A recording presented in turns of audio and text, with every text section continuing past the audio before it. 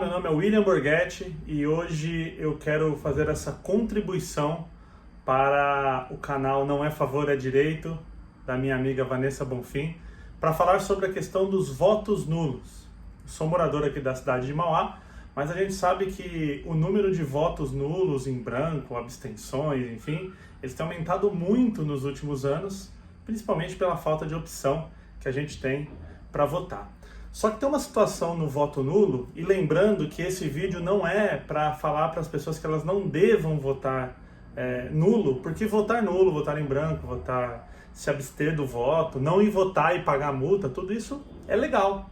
Faz parte da democracia, as pessoas têm a opção de não votar em ninguém, ou votar em branco, ou anular o voto, então isso aí é totalmente democrático e totalmente legal. Então, o intuito desse vídeo não é dizer para você que votou nulo nas últimas eleições que não faça isso, mas o que a gente quer dizer aqui é que você tenha ciência de como funciona o processo eleitoral. Então eu decidi fazer aqui um breve desenho de como isso funciona, fazendo uma simulação aqui para o entendimento de como funciona o voto nulo. Vamos imaginar uma cidade, um país, um estado, enfim, que tenham 20 habitantes, ok? Então nessa cidade tem 20 habitantes, ou 20 eleitores, vamos colocar assim, né? Porque nem todos os habitantes votam. Então vamos colocar 20 habitantes que votam numa determinada eleição. E aí, por algum motivo, os candidatos não eram tão bons, a população não gostava tanto daquelas pessoas que iriam representá-las ali na eleição.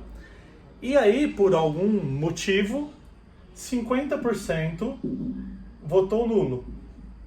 Ok? Então, e aí 50% votou. O que acontece aqui? 10 habitantes votaram e 10 não votaram. Como que funciona a questão da apuração dos votos?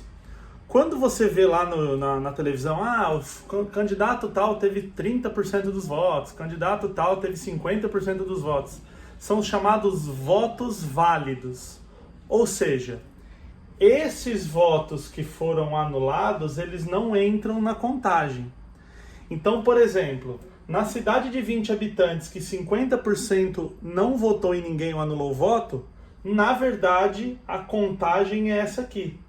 Ou seja, se um candidato teve 5 votos, ele conseguiu, como ele teve aqui, a metade desses 10, ele conseguiu 50% dos votos.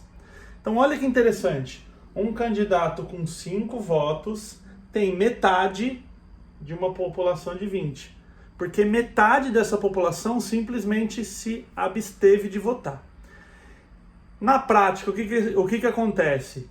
Toda vez que alguém anula o voto, esse eleitor ele está dando o voto dele para quem está na frente. Porque quem está na frente consegue receber mais votos, mais percentual, porque o número de pessoas é menor. Consegue entender? Então vamos lá de novo. A cidade tem 20 habitantes. Metade da cidade votou nulo e metade votou em algum dos candidatos. Lá, o candidato A ou o candidato B. Esses 50% que anularam não entram nas estatísticas de contagem. Ou seja, se a gente quiser falar assim, o candidato A teve 30% dos votos, ele teve 30% só dessa metade aqui. Ele teve 3 votos. Então só 3 votos deram para ele 30% de todo mundo.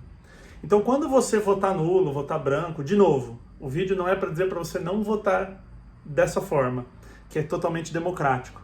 Mas você entender que você assiste lá, vê quanto que teve no primeiro turno, aquele candidato que está na frente, quanto mais pessoas anularem o voto, mais o percentual dele sobe, porque serão menos pessoas votando. Legal?